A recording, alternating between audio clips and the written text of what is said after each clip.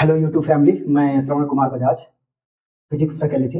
आज हम लोग आईआईटी से रिलेटेड कुछ टॉपिक के बारे में डिस्कस करेंगे। उनमें से हम मोशन की बात करेंगे और मोशन में हम लोग केवल टू डायमेंशनल मोशन के बारे में डिस्कस करेंगे।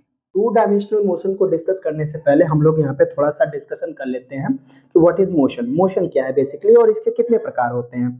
तो अगर मैं मोशन की बात करूँ तो मोशन को स्पेसिफाई करने के लिए, डिफाइन करने के लिए हमारे पास जो है पोजीशन और टाइम की रिक्वायरमेंट होती है। तो अगर मैं ऑब्जेक्ट को, किसी ऑब्जेक्ट के पोजीशंस को टाइम के रिस्पेक्ट में चेंज करता हूँ तो वो मोशन कहलाएगा। सिंपली अनदर वे में कि अगर हमारे पास कोई एक ऑब्जेक्ट है और उसको मैं उसके पोजीशन को चेंज कर रहा हूँ with respect to any stationary object, कोई ऐसा ऑब्जेक्ट जो उसके बगल में हो, तो उसके रिस्पेक्ट में अगर हम जो है कि उसके पोजीशन को चेंज करते हैं तो भी वो क्या कहलाएगा, मोशन कहलाएगा।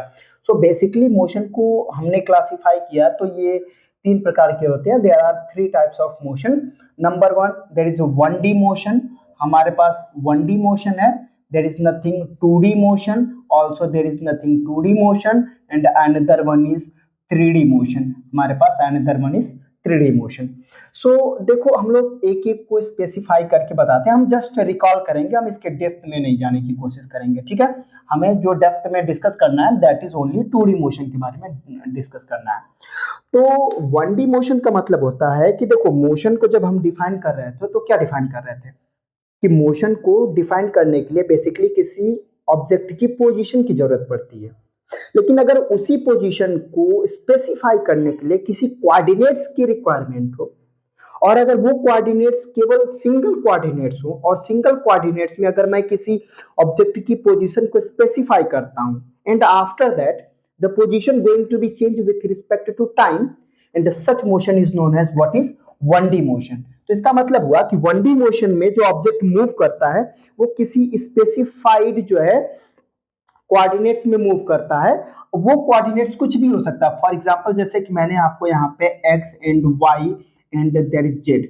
सो मैं यहाँ ओरिजिन पॉइंट्स की बात कर लेता हूँ। There is origin points O, और इस ओरिजिन पॉइंट्स 1D में object along with the x axis it can move along the y axis and it can also move along the z axis, but at a time किसी एक specific एक ही coordinates में move करेगा और such motion is known as a one D motion. Similarly अगर मैं किसी object की पोजीशन को स्पेसिफाई करने के लिए टू डायमेंशंस या किसी ऑब्जेक्ट की पोजीशन को स्पेसिफाई करने के लिए टू कोऑर्डिनेट्स की रिक्वायरमेंट होती है और फिर हम उसके मोशन को रिप्रेजेंट करते हैं तो such motion is known as a two dimensional motion. Similarly किसी ऑब्जेक्ट की पोजीशन को स्पेसिफाई करने के लिए थ्री कोऑर्डिनेट्स की रिक्वायरमेंट होती है और फिर हम उसके मोशन को एक्सप्रेस करते हैं with the respect of time, तो वो हमारे पास क्या कहलाएगा, थ्री डी मोशन कहलाएगा। ठीक है, अब हम लोग यहाँ पे डिस्कस करते हैं टू डी मोशन के बेसिकली टाइप्स कितने होते हैं या फिर कौन कौन से एग्जांपल्स हो सकते हैं टू डी मोशन के। तो जो टू डी मोशन का एग्जांपल्स होता है, there is number one projectile motion. There is nothing projectile motion, हमारे पास है first one is nothing projectile motion and second one is हमारे पास है there is a circular motion, circular motion. और हम लोग आज जो डिस्कशन करने वाले हैं वो केवल और केवल प्रोजेक्टाइल मोशन के बारे में डिस्कस करेंगे बिकॉज क्योंकि projectile motion is very vast also और इसके कुछ इंपॉर्टेंट कॉन्सिक्वेंसेज हैं जो कि हमें काफी हेल्पफुल होते हैं आईआईटी और नीट के पर्सपेक्टिव से। और सर्कुलर मोशन तो आज हमारा कवर नहीं हो पाएगा, so we need to talk only about the projectile motion. अब हम लोग जो प्रोजेक्टाइल मोशन के बारे में देख लेते हैं कि बेसिकली प्रोजेक्टाइल मोशन क्या होता है, इसको डिफाइन कैसे करते हैं और बेसिकली इसका भी कोई टाइप्स होता है या नहीं होता है। और सिमिलरली वैसे हम लोग सर्कुलर मोशन के बारे में भी थोड़ा सा देख लेंगे। तो प्रोजेक्टाइल मोशन का मतलब होता है हमारे पास कि motion, there is a motion of an object, motion of an object under the effect of gravity. Gravity इसका मतलब हुआ कि अगर किसी भी ऑब्जेक्ट का मोशन अगर under the effect of gravity होता है तो वो हमारे पास क्या कहलाएगा, प्रोजेक्टाइल मोशन कहलाएगा। सिमिलरली सर्कुलर मोशन का मतलब हुआ कि motion of an object, motion of an object along a circular path is known as circular motion. हम लोग इसको ऐसे भी बोल सकते हैं कि मोशन ऑफ एन ऑब्जेक्ट, या फिर इसको चेंज करते हैं, when a particle revolving around a fixed point, when a particle is revolving around a fixed point, such motion is known as circular motion. अब हमारे पास जो प्रोजेक्टाइल मोशन है, basically projectile motion को हम लोग दो प्रकार से और भी डिफाइन करते हैं. Projectile motion is also classified. हमारे पास पहला कंडीशन है oblique projectile motion,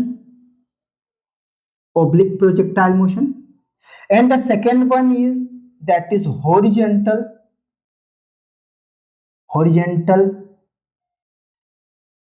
projectile motion, and the third one is जो कि इन दोनों का कॉम्बिनेशन है, that is projectile motion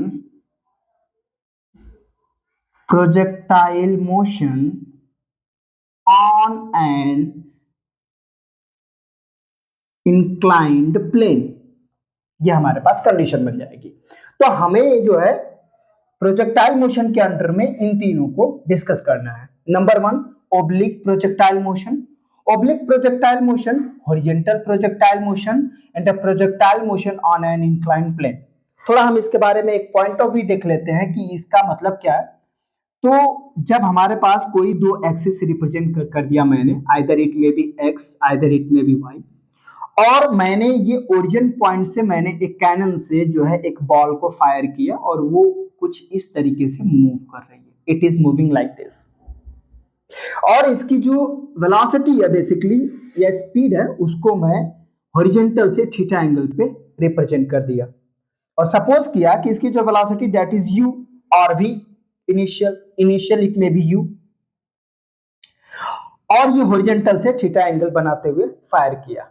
And such motion, it is not vertical and it is not horizontal, and such motion is known as oblique projectile motion. Similarly, horizontal projectile motion के बारे में देखते हैं. तो हमने क्या किया, दो एक्सिस को रिवॉल्व किया, there is X and Y, दो एक्सिस ड्रॉ किया, और हमने ऐसा मान लिया कि ये जो वाई एक्सिस है it is just a building, और इसके ऊपर मैंने किसी आदमी को यहाँ पे खड़ा कर दिया, और यहां से मैं इससे एक बॉल को थ्रो कर रहा हूं. तो आदमी ने बॉल को थ्रो किया, but it is under the effect of gravity, it is going to be like this. इस तरीके से ये नीचे आएगा. लेकिन स्टार्टिंग में इनिशियली इसने थ्रो कहां किया था, हॉरिजॉन्टल कंडीशन में, and with the initial velocity u. तो इस कंडीशन में ये आपके पास बन जाएगा horizontal, that is horizontal projectile motion, because क्योंकि इसका इनिशियल जो प्रोजेक्शन मोशन है दैट इज हॉरिजॉन्टल. इसका इनिशियल प्रोजेक्शन मोशन ना तो वर्टिकल था ना horizontal, because of that it is known as oblique, because of the projection angle is theta. Third one, हमने क्या किया, एक बेस लिया, देयर इज अ ग्राउंड, और हमने उस प्लेन पे थीटा एंगल से यहां पे इंक्लाइंड कर दिया एक प्लेन को अनदर, और ये हमारे पास x और ये y, और यहां से फिर से मैंने क्या किया, किसी ऑब्जेक्ट को थ्रो किया इधर की तरफ. हालांकि it is just like similar to that, लेकिन हमने क्या किया है कि ये जो आपके पास x एक्सिस और y एक्सिस जिस पे ये मोशन हो रहा था, इसको हमने ग्राउंड से थीटा एंगल पे क्या कर दिया, इंक्लाइन कर दिया.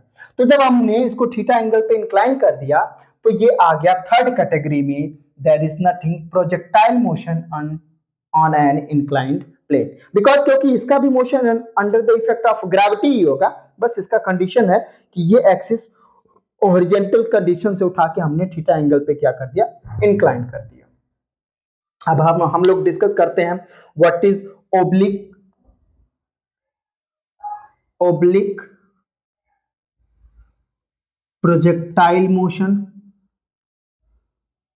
ओब्लिक प्रोजेक्टाइल मोशन के बारे में थोड़ा डिस्कस कर लेते हैं. ओब्लिक प्रोजेक्टाइल मोशन का कंडीशन ये है कि सपोज करो कि हमने कोई भी टू एक्सिस ले लिया, suppose it is X axis and it is Y axis, और ये हमारे पास ओरिजिन पॉइंट है।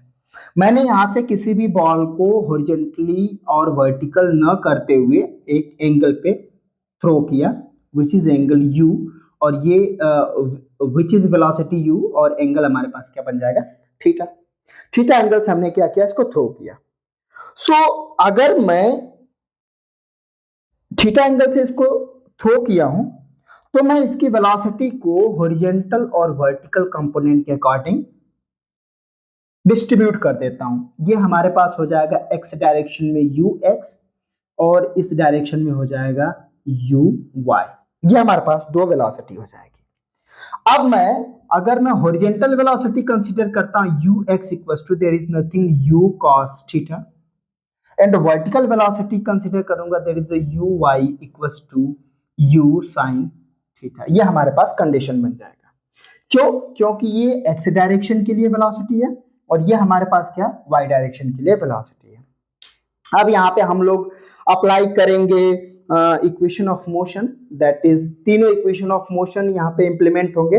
v equals to u plus A T, फिर s equals to ut plus half A T square, and third one v square equals to u square plus 2as।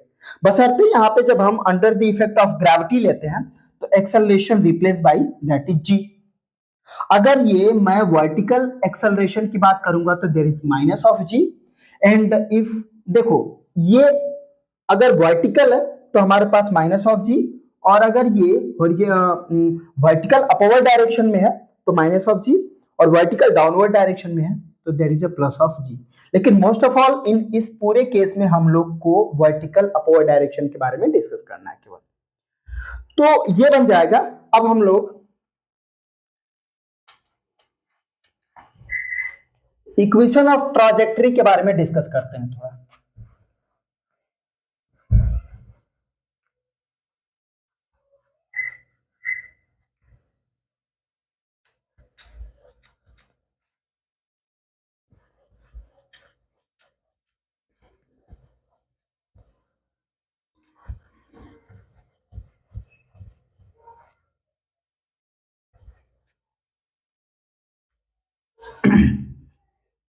Equation of trajectory. अब हम लोग क्या करेंगे, oblique projectile motion के under में जो equation of trajectory है उसके बारे में डिस्कशन करेंगे, और हम लोग थोड़ा सा इसका डायग्राम को स्केच कर लेते हैं। This is like this is y axis, this is x axis, velocity there is a u, angle there is a theta, this velocity is ux, this velocity is uy, and इसके अंदर जो assumptions है वो assumptions ये है कि there is a x becomes 0, क्योंकि horizontal direction में कोई भी gravitational acceleration नहीं लग रहा, because horizontal velocity horizontal direction में जो motion होगा वो uniform motion होगा, और जो ग्रेविटी लगेगी वो वर्टिकल डायरेक्शन में केवल लगेगी, न कि हॉरिजॉन्टल डायरेक्शन में। तो हम लोग यहाँ पे केवल ax equals to 0 and ay equal to minus of g we have to consider. तो फर्स्ट ऑफ ऑल हम लोग ये देख लेते हैं कि x equals to ux t plus of ax t half t square, x equals to ut plus half at square, ये वाला इक्वेशंस को हम क्या करेंगे, इन्वॉल्व करेंगे।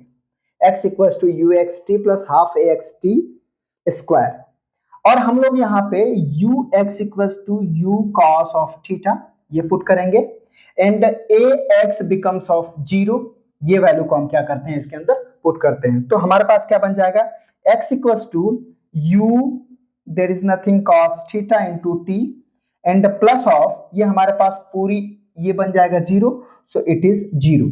तो बेसिकली हमारे पास क्या बन जाएगा, there is x equals to u cos theta into t, और हम यहां से निकाल लेंगे there is a time, there is a t equals to x upon of u cos theta. ये हमारे पास एक रिमार्केबल इक्वेशन हो जाएगा, देयर इज इक्वेशन नंबर 1। ये कंडीशंस को हम क्या करें यहाँ पे एज्यूम कर लिया। सिमिलरली हम पोजीशन निकालेंगे किसके लिए, वर्टिकल डायरेक्शन के लिए।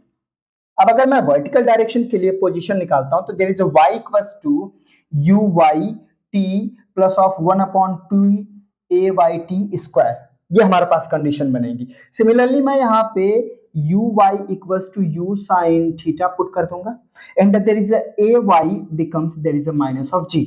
ये वैल्यू को उठा के मैं इसके अंदर पुट कर देता हूं तो हमारे पास क्या बनेगा, सिमिलरली देख लेते हैं। y equal to there is a U sin theta into t, there is a t and there is a plus and 1/2 and g becomes minus of and it is nothing t square। तो basically जब मैं इसको solve करूंगा तो हमारे पास क्या बन जाएगा, हमारे पास बन जाएगा u sin theta into t and minus 1/2 g t square, ये इक्वेशंस बनेगा हमारे पास। लेकिन ये किसके बराबर बनेगा, देयर इज y, और y क्या है, वर्टिकल पोजीशन के बारे में। ये वर्टिकल पोजीशन की ये कितना आपके पास y है, बेसिकली ये y, और ये हमारे पास क्या था, ये x था। तो x के लिए हमने इक्वेशंस निकाला, हमारे पास ये इक्वेशंस आई थी, और y के लिए हम निकाले, हमारे पास ये इक्वेशंस आई है। अब इक्वेशन ऑफ ट्राजेक्टरी के लिए हम क्या करेंगे कि जो t की वैल्यू है वो उठा के हम क्या करेंगे, इस इक्वेशंस में पुट कर देंगे। So what will be happen, there is y equals to u, there is nothing sin theta into there is a x upon of u cos theta and it is minus 1/2g into t, which means there is a x square upon of u square into there is the cos square theta। ये हमारे पास बन जाएगा because यहाँ पे whole square है। ठीक है, अब हम लोग इसको फिर से सॉल्व करते हैं। y equals to u sin theta into x upon of u cos theta and minus of there is a 1/g x square upon of 2u square and there is nothing cos square theta।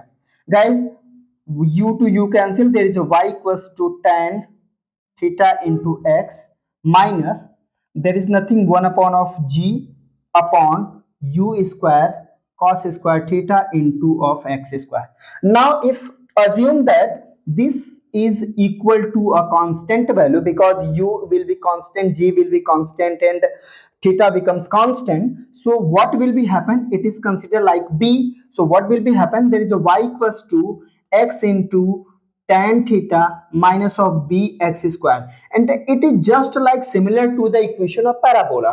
so it is just like similar to the equation of parabola, therefore we can prove the trajectory, which means the path followed by the object during the projectile motion is a parabolic path, and because equation is parabolic equation, and because of that one we can say the trajectory is parabolic trajectory, which means trace curved is a parabolic curve।